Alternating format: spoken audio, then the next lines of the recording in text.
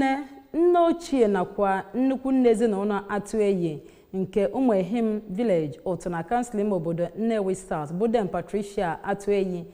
ya na ndị ezinụlọ ya nakwa ndị enyi ha agago ofufe nro ịtụ mmamma pụrụ iche nye Chineke ji ike niile na St. Stephen's Catholic Church Utuh maka ezi ahụike, gụnyere ọtụtụ ngọzi nke Chineke nyere ezinụlọ ahụ n'iji ụmụaka 10 wee gọzie ha ncha niile gụchara akwụkwọ n'ụlọ mmụta dị elu nakwa ụmụmụ dị 30. Ya bụ na ụka jupụtara kpọmkpọm dịka ndị mmadụ isi n'akụkụ ụwa niile bịara iji wee sonyere Dame Patricia na ịbụ mmemme ịtụ mmamma nye Chineke nke onye nọ n'isi ya bụ Bishop Catholic Diocese nke Nnewi Most Reverend Jonas Benson Okoye. Queen Anambra bụ onye ọlụ anyị gara ya bụ ofufe nro ma wetara anyị akụkọ ka o si gaa.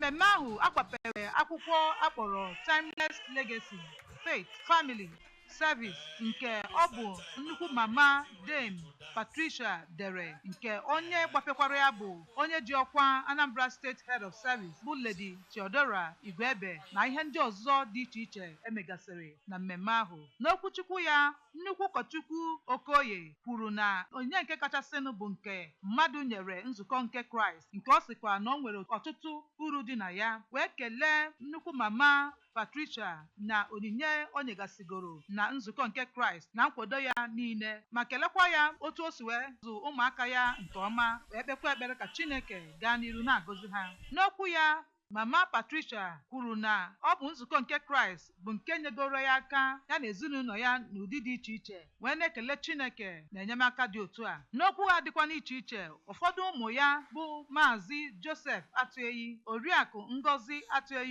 Udochukwu na Dọkịta Chizọ Malize kọrọ akụkọ ọnọdụ nne ha gabigara mgbe di ya nwụsịrị, ma ịzụlite ụmụaka ya 10 wee kwuo na ọ kwesịrị ka akwanyere ugwu mgbe ọ dị ndụ. Queen Anambra,